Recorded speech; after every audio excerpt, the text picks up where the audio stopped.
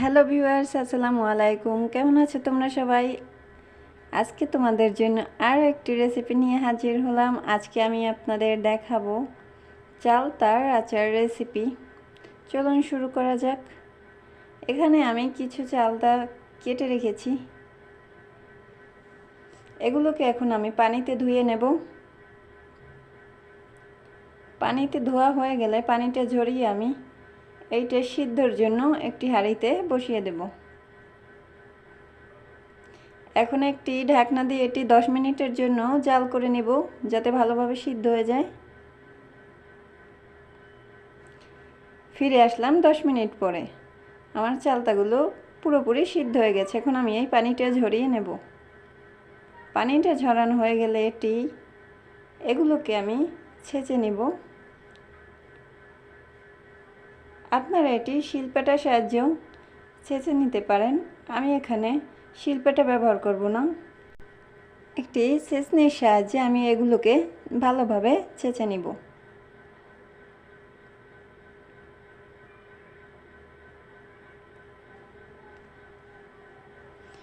আমার রেসিপিটি ভালো লাগলে অবশ্যই আমার চ্যানেলটি সাবস্ক্রাইব করে দেবেন, আর ফেসবুক পেজ থেকে দেখে থাকলে অবশ্যই ফলো দিয়ে পাশেই থাকবেন।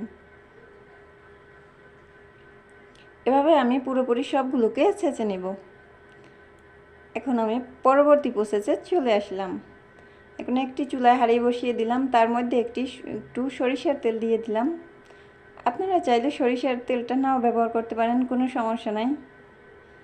আমি এখানে শুকনো মশলা দেব, সেই জন্য আমি তেলটাকে ব্যবহার করলাম। তার মধ্যে দিয়ে দিলাম 2টা আস্ত শুকনো মরিচ, দুইটাকে আমি ভালোভাবে টেলে নেব। তার মধ্যে দিয়ে দিলাম শুকনো মরিচ গুঁড়ো,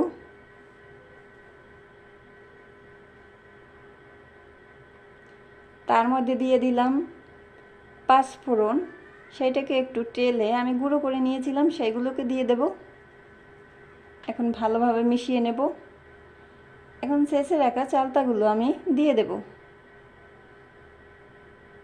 চালতাগুলো দিয়ে দেওয়ার পর এভাবে আমি ভালোভাবে নাড়িয়ে চাড়িয়ে মিশিয়ে নেব।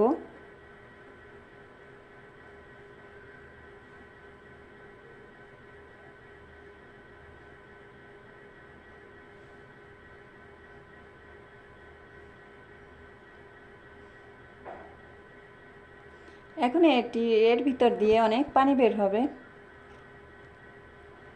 পানিটাকে আমি চুলার আঁচটা হালকা রেখে পানিটা আমি শুকিয়ে নেব। তার মধ্যে দিয়ে দিলাম স্বাদমতো লবণ। লবণটা দিয়ে আবার আমি কিছুক্ষণ নাড়িয়ে নেব। এর মধ্যে দিয়ে দেব স্বাদমতো চিনি। আপনারা চাইলে এখানে মিঠাও ব্যবহার করতে পারেন, কোনো সমস্যা নাই। আমার কাছে চিনি ছিল দেখে আমি চিনিটাই ব্যবহার করলাম। চিনিটা দেওয়ার পর চিনিটা দিয়ে আরও কিছু পানি ছাড়বে, সেগুলোকেও ভালোভাবে নাড়িয়ে চাড়িয়ে একটু শুকিয়ে নেব।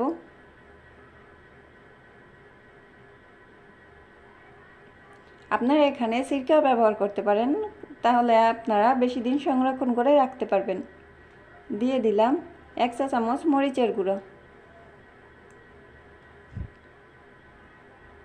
এখন এটিকে আমি ভালোভাবে আবার নাড়িয়ে নেব। আমি এই আচারটা সংরক্ষণ করব না বেশি দিন, সেজন্য আমি এখানে সিরকা ব্যবহার করলাম না।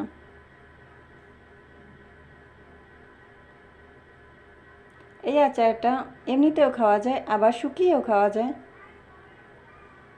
শুকিয়ে রেখে অনেক দিন পর্যন্ত সংরক্ষণ করে রাখা যায়।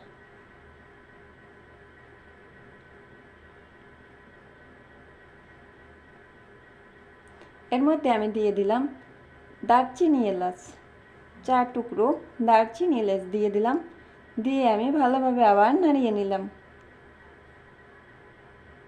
মশলাটা দিলে অন্য একটি ভালো ফ্লেভার আসে।